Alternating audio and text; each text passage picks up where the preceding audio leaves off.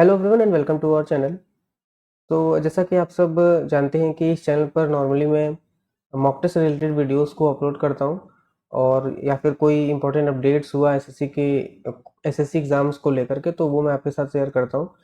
लेकिन अब जैसा कि हमें पता है कि सीजीएल एग्ज़ाम बहुत नज़दीक है, तो उसी को देखते हुए मैंने कुछ नया ट्राई करने का प्रयास किया है, जिसमें कि मैंने सोचा है कि हम आने वाले कुछ वीडियोस में 200 मोस्ट रिपीटेड एडियम्स जो कि एसएससी एग्जाम्स में पिछले कई सालों में पूछे गए हैं, उनको हम जो है कि वीडियोस के थ्रू जो है कि एक वीडियो में नहीं, करीब 10 वीडियो में, क्योंकि एक वीडियो में हम करीब 20 एडियम्स को पढ़ लेंगे।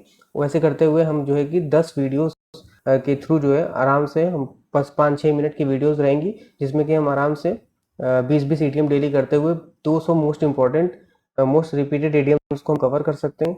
इसके बाद अगर आप जिस तरीके का आपका रिस्पॉन्स होगा, या फिर आपका जैसा डिमांड होगा कि अगर हम चाहें तो हम उसके बाद वन वर्ड सब्स्टिट्यूशन पे जंप कर सकते हैं, या फिर इस 200 को हम 500 और 1000 भी कर सकते हैं। तो उसको हम देखेंगे कि आगे किस तरीके से सब चीज़ें आगे बढ़ी। आपका अगर सपोर्ट रहा तो इसको और हम आगे बढ़ाएंगे, या फिर जैसा भी आप कमेंट करके आप बताइएगा कि किस तरीके से इसको आगे लेके चलना है। मतलब मेन ये है कि इससे क्या है कि हमारी 5-6 मिनट के वीडियो में जो है कि डेली की कंटिन्यूटी बन जाएगी, और हम 20-20 या फिर उसके बाद हम 50 भी कर सकते हैं पर वीडियो। तो इससे क्या है कि हमारी इडियम्स फ्रेजेस में जो है कि अच्छी पकड़ बन जाएगी, क्योंकि जैसा आपको पता है कि इंग्लिश सब्जेक्ट में इडियम्स फ्रेजेस और वन वर्ड सब्स्टिट्यूशन का बहुत बड़ा वेटेज होता है। मतलब 25 में से 4-5 4-5 क्वेश्चन तो आपको इन दोनों टॉपिक के देखने को ही मिलेंगे, और मेंस में फिर और भी उसका वेटेज बढ़ जाता है, क्योंकि 45 क्वेश्चन हो जाते हैं। तो इसी को देखते हुए जो है कि हम इसको कवर करने की कोशिश करेंगे, और आपका रिस्पांस जिस तरीके का रहेगा उस तरीके से चीज़ें आगे बढ़ेंगी। तो अब स्टार्ट करते हैं आज के इस वीडियो में 20 मोस्ट रिपीटेड एडियम्स को हम सबसे पहले स्टार्ट करते हैं, और फिर फर्दर जो हम नेक्स्ट वीडियो में 20 के आगे जो है कि कंटिन्यू करेंगे। तो सबसे पहला एडियम्स की अगर हम बात करते हैं, तो सबसे पहला एडियम आपका हो गया to be under the weather. To be under the weather जिसका मतलब होता है टू फील सिक और अनहेल्दी। टू फील सिक और अनहेल्दी, और जिसका हिंदी में मीनिंग क्या हो गया, बीमार होना। तो यहाँ पे आपको मीनिंग जो है इंग्लिश और हिंदी दोनों में मिलेगा, जिससे कि आप जो है कि माइंड में जो है चीजें बैठ जाएंगी। ठीक है ना। तो पहला हो गया to be under the weather, जिसका मतलब होता है टू फील सिक और अनहेल्दी, या फिर इसका मतलब होता है बीमार होना। ये सारे इडियम्स जो है कि आपने ऑलरेडी मॉक टेस्ट में देखे होंगे, बट वही है कि हम यहाँ पर वीडियोस के थ्रू एक बार सबको एक साथ पढ़ लेंगे तो हमारे लिए रिटेन करने में आसानी होगी। To smell the rat. To smell the rat का मतलब have a reason to suspect have a reason to suspect something. दाल में काला होना मतलब होता है ना कि आप देखा होगा आपने कि टू स्मेल द रैट मतलब have a reason to suspect something ना। कुछ होता है कि कुछ शक का कुछ बू आ रहा है, तो होता है ना, हम बोलते हैं कि कुछ कहीं से कुछ शक का हमें जो है डाउट हो रहा है, तो वही यहाँ पे सस्पेक्ट करना हो गया। यहाँ पे once in a blue moon. Once in a blue moon क्या होता है, रेयरली एंड इनफ्रिक्वेंटली, कभी कभार। Once in a blue moon, चौधरी के चांद हो गए उस तरीके से ना, ब्लू मून कभी कभार। फिर चौथा हो गया a hard nut to crack. A hard nut to crack का मतलब हो गया डिफिकल्ट टास्क, मतलब लोहे के चने चबाना, मतलब ऐसा नट है जो कि क्रैक नहीं हो पा रहा है। तो हार्ड नट टू क्रैक का मतलब डिफिकल्ट टास्क। अ रेड लेटर डे। अ रेड लेटर डे का मतलब होता है एन इम्पॉर्टेंट डे, महत्वपूर्ण दिन। ठीक है। उसके बाद beat beat around the bush, ये काफी इंपॉर्टेंट इडियम्स है। Beat around the bush, avoiding the main topic, घुमा फिरा कर बात करना। ठीक है ना। बीटिंग अराउंड द बुश मतलब टॉपिक है उस पे बात हो रही है, घुमा फिरा के जो है कि उसके इर्द गिर्द बात हो रही है, बट मेन टॉपिक पे बात नहीं हो रही है। सेवेंथ है आपका by leaps and bounds. By leaps and bounds का मतलब होता है वेरी क्विकली। वेरी क्विकली, दिन दुगनी रात चौगनी, या हिंदी में बोलते हैं दिन दुगनी रात चौगनी। हो सकता है ये आपको मेरे पीछे दिख रहा होगा, बट मैं इसको आपको मतलब बोल दे रहा हूँ, आप सुन सकते हैं। दिन दुगनी रात चौगनी, इसका मतलब हो गया bye leaps and bounds.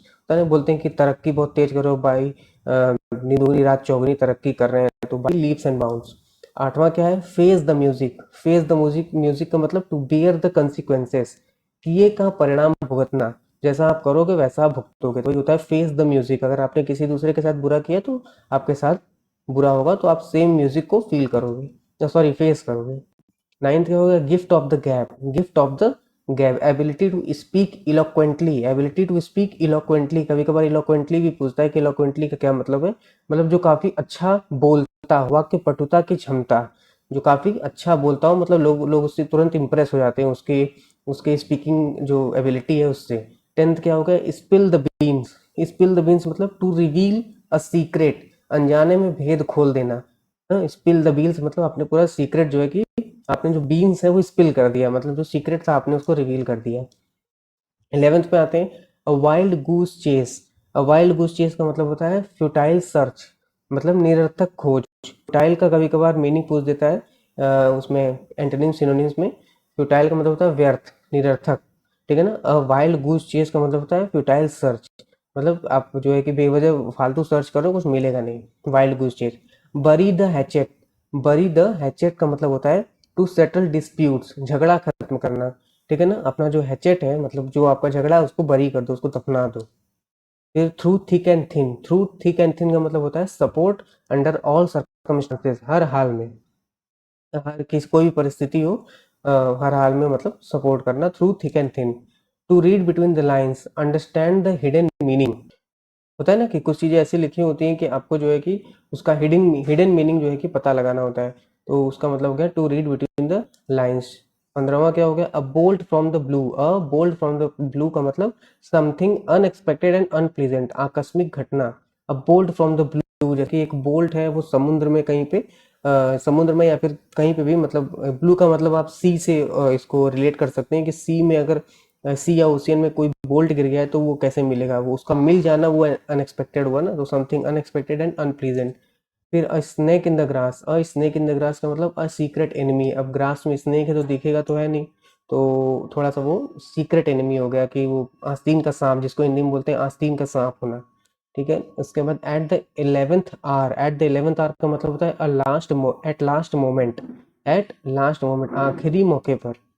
Blow one's own trumpet, blow one's own trumpet का मतलब होता है प्रेज वन सेल्फ, अपनी ही तारीफ करना, अपने मुंह मियाँ मिट्ठू बनना ना। Blow one's own trumpet, praise oneself. 19 हो गया, break the ice, break the ice इसका मतलब हो गया इनिशिएट समथिंग, इनिशिएट समथिंग इसका मतलब चुप्पी तोड़ना। तो ब्रेक द आइस, जैसे आइस है तो आइस जब ब्रेक होगा, मतलब आइस जब अपने सॉलिड स्टेट में है तो वो तो मतलब आइस है, उसमें कुछ नहीं हो रहा है, लेकिन जब वो पिघलना शुरू हो रहा है या फिर ब्रेक जब आपने उसको कर दिया तो वो पिघलना शुरू हो रहा है, तो पिघलने का मतलब कुछ इनिशिएट हुआ, अब वो सॉलिड से लिक्विड फेज में जा रहा है, तो इस तरीके से आप जो इसको दिमाग में रख सकते हैं। ब्रेक द आइस का मतलब इनिशिएट समथिंग, कुछ इनिशिएट अब हो गया। 20 क्या है और लास्ट क्या है, cut N arm and the leg, cut N arm and the leg का मतलब होता है वेरी एक्सपेंसिव, बहुत महंगा पड़ना ना। Cut N arm and the leg का मतलब वेरी एक्सपेंसिव, जैसे होता है ना कि कोई चीज़ हम खरीदने गए तो इतना महंगा होता है कि लगता है कि बड़े भाई हाथ पैर बेचना पड़ेगा क्या मतलब ऐसे ही बोलते नहीं कि हाथ पैर काटने पड़ेगा, इतना महंगा है, सारा हाथ पैर ले लोगे क्या हमारा पैसे के साथ साथ। तो इस तरीके से आप cut N arm and the leg का मतलब हो गया वेरी एक्सपेंसिव। तो ये आपका जो है कि 20 इडियम्स आज आपने देखा, और इसी के बाद हम जो है कि नेक्स्ट वीडियो में इसके आगे 21 से लेकर के 40 तक पढ़ेंगे। तो आप बताइएगा वीडियो आपको कैसी लगी, और ये जो इनिशिएटिव है ये आपको कैसा लगा। वीडियो अगर आपको अच्छी लगी हो तो वीडियो को लाइक कर दीजिएगा, कमेंट सेक्शन में अपनी राय जरूर दीजिएगा, चैनल को सब्सक्राइब करके बेल आइकन को प्रेस कर लीजिएगा। मिलते हैं नेक्स्ट वीडियो में। Thank you so much, goodbye and जय हिंद।